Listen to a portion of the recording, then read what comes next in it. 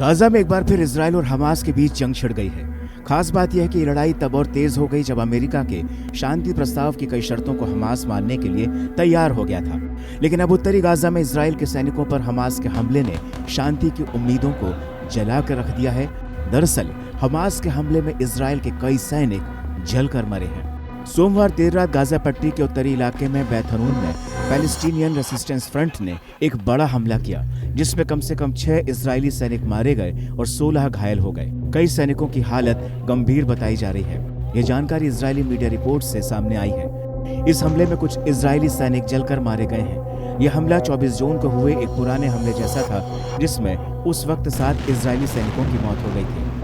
यह हमला बैत हनून में हुआ, जो गाजा के उत्तरी छोर पर है और 7 अक्टूबर 2023 के बाद से ही इजरायली हमलों का सामना कर रहा है। हमास के सैन्य शाखा अल कासम ब्रिगेड के लड़ाकों ने एक बेहद ही शक्तिशाली विस्फोटक EFP यानी एक्सप्लोसिवली फॉर्म्ड पेनिट्रेटर का इस्तेमाल किया।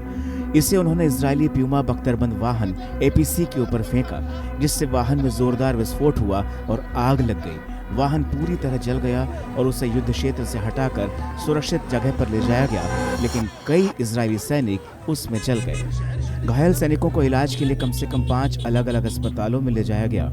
इससे हमले की गंभीरता का पता चलता है। इजरायली मीडिया की रिपोर्ट के मुताबिक हमले की शुरुआत एक IED बम से हुई, जो एक इजरायली बख्तरबंद गाड़ी को निशाना बनाकर फोड़ा गया। इसके बाद जब इजरायली बचाव दल घायल सैनिकों को निकालने आए तो उन पर भी हमला हुआ।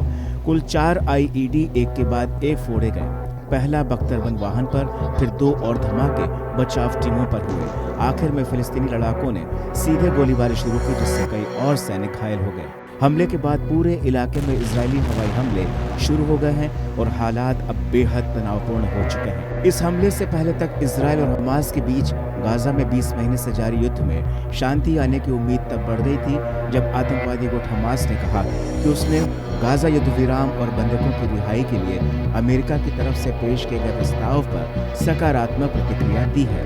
लेकिन अब पैलेस्टीनियन रेसिस्टेंस फ्रंट के हमले ने इजराइल को दहला कर रख दिया है।